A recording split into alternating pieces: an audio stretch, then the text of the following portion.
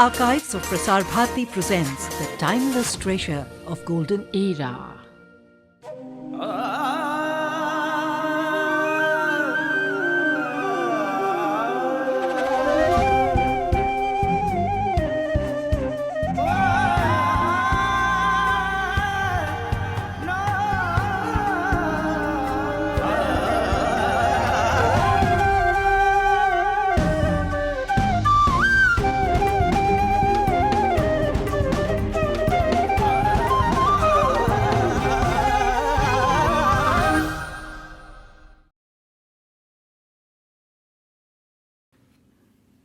Over the past 31 years, I've had the joy of traveling repeatedly to many corners of this vast subcontinent that is India. It is amazing to see how landscapes, culture, food, music, dances, and even languages change every few hundred kilometers that you drive. You see the highest mountains of the world, great seas, bountiful rivers, and best of all, a people whose thoughts and heritage go back a few thousand years. Join us on an enthralling journey. I am traveling again across the whole of India to bring you spectacular India.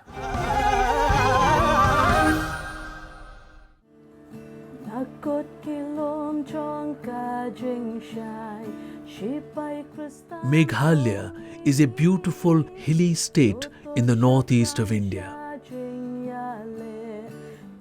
A state which is blessed with a cool climate, thick green forests, lakes and flowers. The natural beauty of the state is reflected in the joyous and sunny temperament of its people. Much of Meghalaya state is forested. Its rolling hills are covered with green. Meghalaya is a nice place, and the word means, in Sanskrit, the word means abode of the clouds. Climatically, it describes the place because we have lots of clouds swirling around the place. Now, Meghalaya is a plateau that rises almost perpendicularly from the plains, and on the north, in Assam, we have the Brahmaputra River Valley, and on the south, we have the Barak River Valley and the Surma River Valley. And so the clouds that come from the southwest monsoon, that come across the Bay of Bengal, they come and they hit against this plateau. And that's why you have plenty of clouds swirling around. The trees, the roads, I mean, especially in the interiors, the weather, oh my gosh, the weather is too beautiful. And the hills. The Meghalayan subtropical forests are considered among the richest botanical habitats of Asia. These forests receive abundant rainfall and support a vast variety of flora and fauna. A small portion of the forest area in Meghalaya are sacred groves. These are small pockets of ancient forest that have been preserved by the communities for hundreds of years owing to religious and cultural beliefs. Meghalaya is a good place, and first of all, you must understand that it has an air-conditioned climate, at least in the higher regions, as compared to the plains around. We don't use air conditioning there because the temperature almost never rises beyond 28 degrees centigrade. That's in high summer. And in winter, then it never goes below 4 degrees centigrade, except in the higher reaches. So we don't have to install fans and AC at homes. In fact, that idea doesn't even exist in our mind. It's a hill station. So we've got a lot of greeneries, pine trees everywhere. Almost every corner there is water, fresh water, spring water. And especially in the summer, almost everywhere there's waterfalls. Now, in case you don't know, Cherrapunji, and this is a name that was given by the British, but the original name is Sora. Sora held the record for the heaviest rainfall in the world for many, many years, many, many decades, I may say. the nature is just, I think God has gifted Meghalaya so much with nature.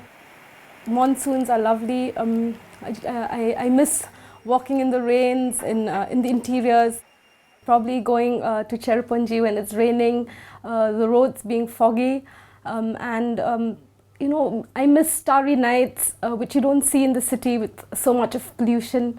Going home every time, the breath of fresh air that you get, you can actually smell the pines, and it's just lovely.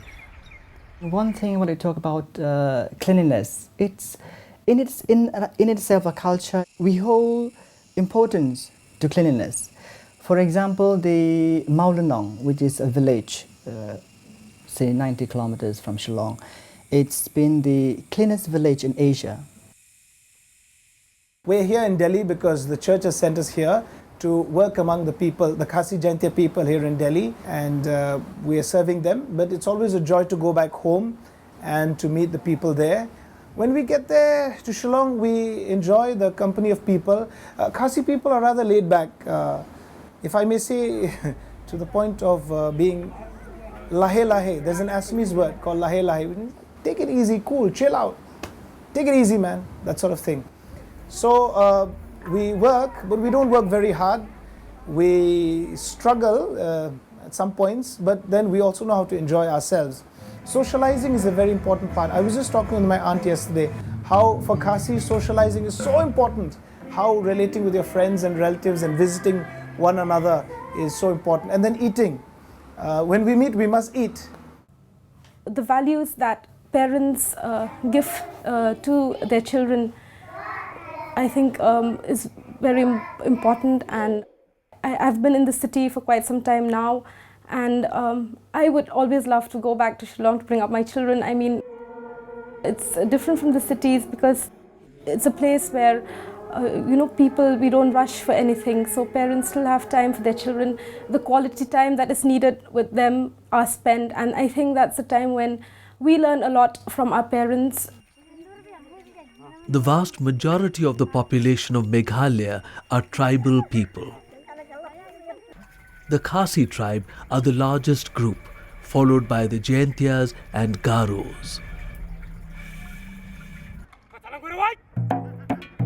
These tribes had their independent kingdoms until the coming of the British administration in the 19th century.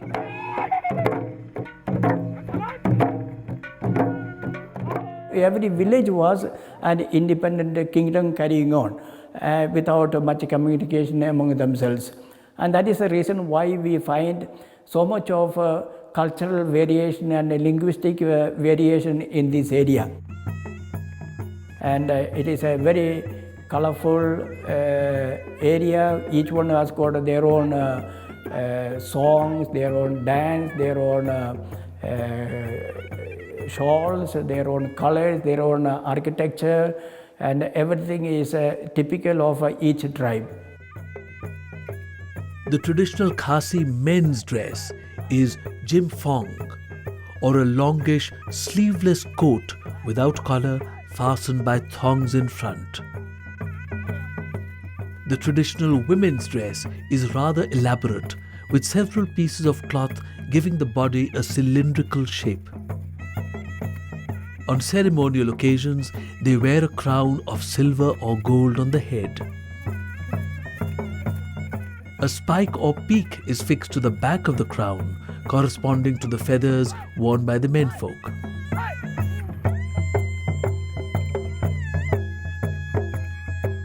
In Khasi society, the woman looks after the home, the man finds the means to support the family, and the maternal uncle handles all social and religious matters.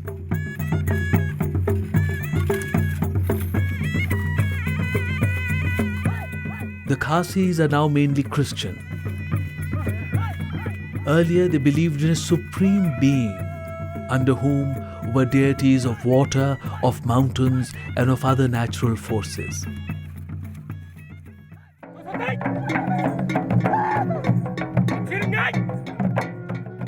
The Garos called themselves Achik Mande. In the Garo language, Achik means hills and Mande means man. So Achik Mande means the hill people.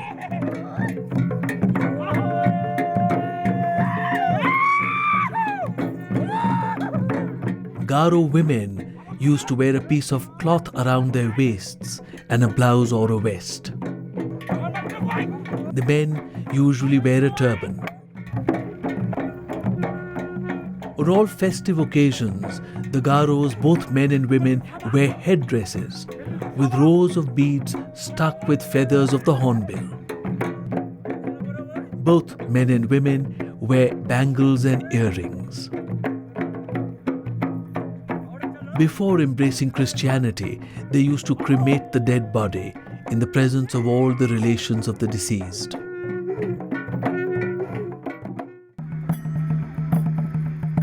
There are many important festivals in Meghalaya.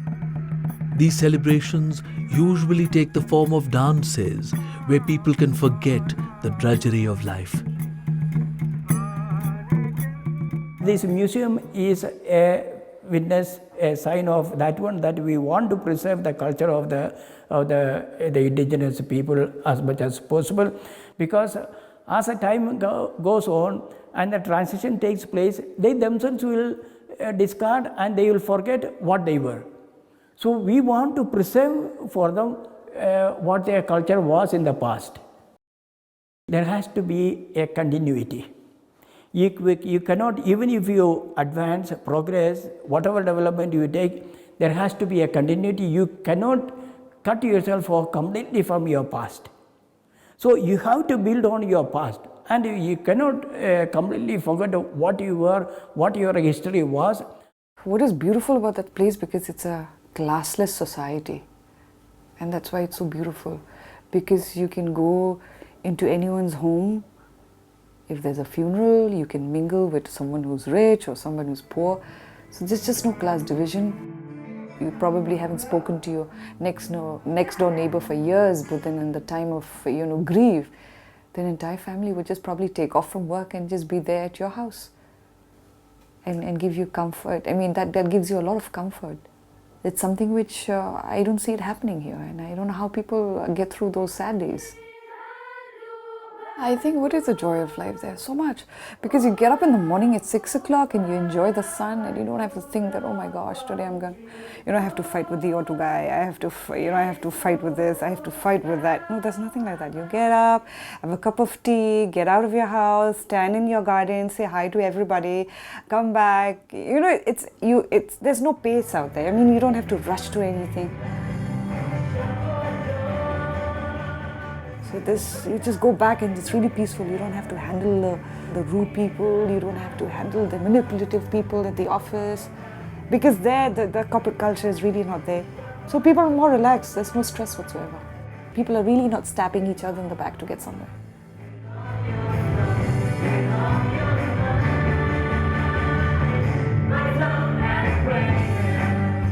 There is much singing among the joyous, simple people of Meghalaya. Unlike commercial singing in the cities, here almost everyone seems to sing for the sheer pleasure of it.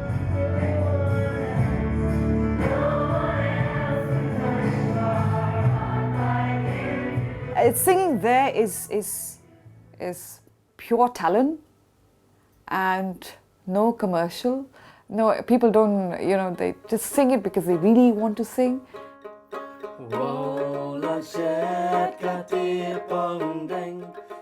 Just sing because music is the food of life. That's it.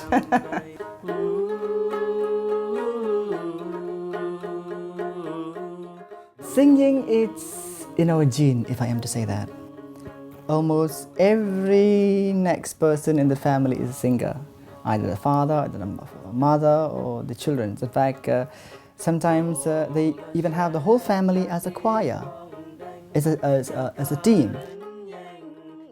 Music, it's everywhere.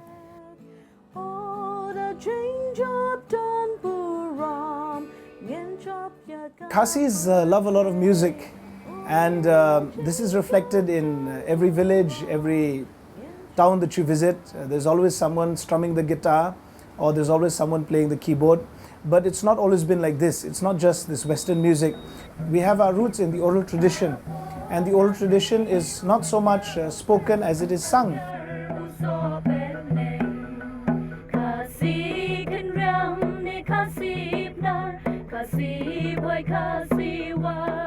We have our own style of singing, which is more of a, as I said, a crooning, lullaby sort of thing. But we've adapted to Western music. Now, when the Western missionaries came, both the Protestant and the Catholic variety, they introduced church music, because in Christianity, music is a very important part of worship. And the Khasis naturally took to that. And the Garos also, in the western part of Meghalaya, they also took to that very well. And we have become very accomplished in church music. It's almost every family has a guitarist, and every third or fourth Khasi knows how to play the guitar. And they've won competitions in many places.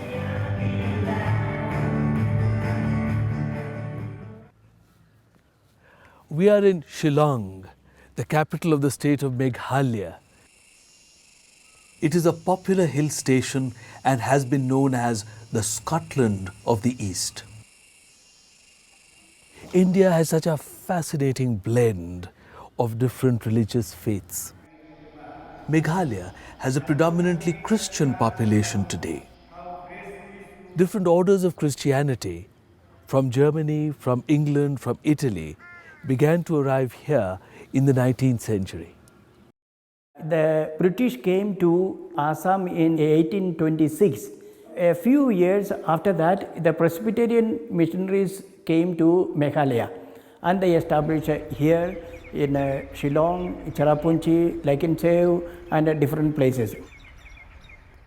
The Anglican Church came to this region, to Meghalaya, mainly to cater to the spiritual needs of the British people who had come to this region to serve in the army as well as in the British government.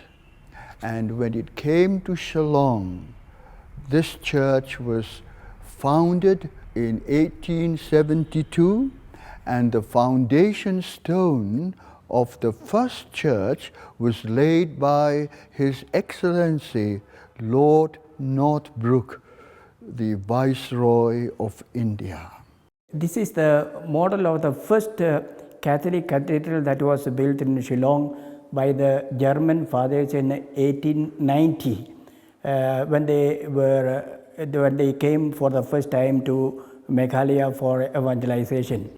The Salesians came in 1922, and they occupied this place where the German fathers had been, and they continued there working till 1936 when it was burned down.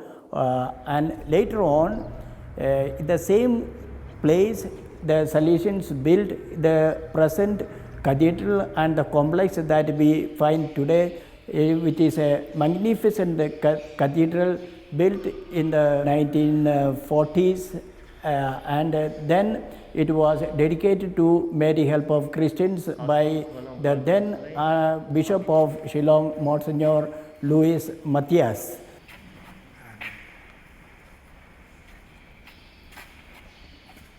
This is Don Bosco Shrine.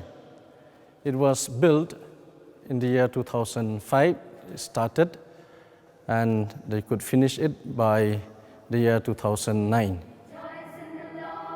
It was a big celebration where thousands of people thronged to this place in order to come to get a glimpse about this beautiful shrine. And if you look at the center, you'll find a beautiful mosaic. When Don Bosco was at the age of 9, he had a dream. In that dream, he saw a beautiful vision. The Salesians, mostly they came from Italy, but we are a congregation, an international congregation, where we live together, Italians, Germans, Indians.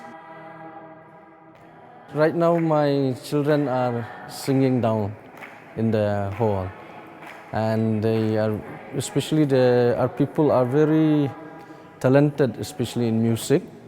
And so the children, they pick it up, especially for dancing or singing or playing any instruments. They are really gifted for that.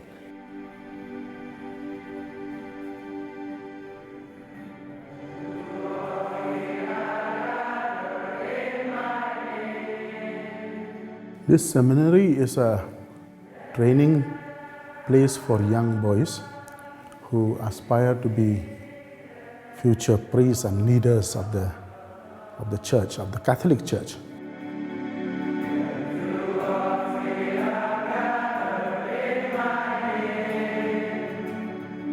Every Monday we have a prayer meeting, Thursday the Bible study in Khasi in our own dialect, and also every Friday we have it in English. We invite any people who come from every kind of tribes, race or tongues. Yeah, we have every week we gather, say not less than 300 young people. I'm studying at Nihu, doing my first semester in philosophy. I was lost for many months. I needed some spiritual food in my life. Then through my friends, they came to church. They said, let's go for a camp. I said, what camp? They said, okay, it's a camp where they teach and we sing, and you know, it's a great camp. So we just went there, and then when I came back from there, it's changed my life and transformed me completely.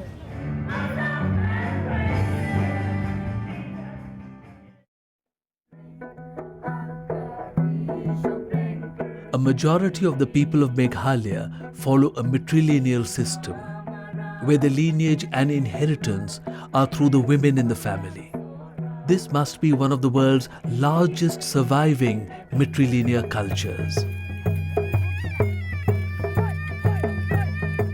In the Khasi and Jaintia people, the youngest daughter inherits all the property and acts as the caretaker of aged parents and any unmarried siblings. Among the Garos too, the youngest daughter inherits the family property by default, unless another daughter is so named by the parents. She then becomes designated as Nokna, meaning for the home. In case there are no daughters, then a chosen daughter-in-law or an adopted child comes to stay in the house and also inherits the property.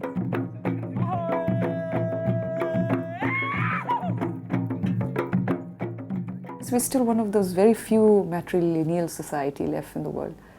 So we have a lot of say, and men give us a lot of respect. Now, when we talk about a society being matrilineal, we talk about the lineage being traced to the mother, but the gender roles is something that is well distributed, it is well defined. Women are empowered in a way that other women in the rest of the world cannot be empowered. And the empowerment, ironically, surprisingly, contradictorily, whichever word you want to use it, the empowerment has come from the male. What is interesting about society there is that it's matrilocal, where, for instance, the husband stays in the wife's house. Now, this is something that surprisingly has been much appreciated by many of my friends who've come from outside Meghalaya. My husband stays in my house. I mean, this husband has come to my house to stay there, but that doesn't mean that he is of secondary importance.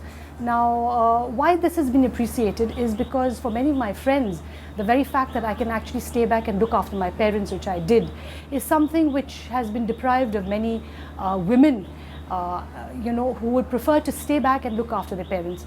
And the question of accommodation and adaptability, I think, is far greater between son-in-law and mother-in-law and father-in-law. Well, at least my husband got along very well with my mother and father. Amidst the fast-changing and commercialized world all around, the people of Meghalaya have retained their joyousness and sense of values. It is these qualities which lead to happiness in one's life.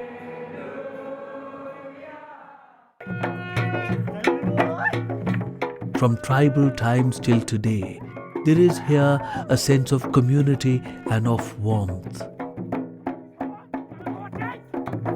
the people care for each other and live in natural harmony.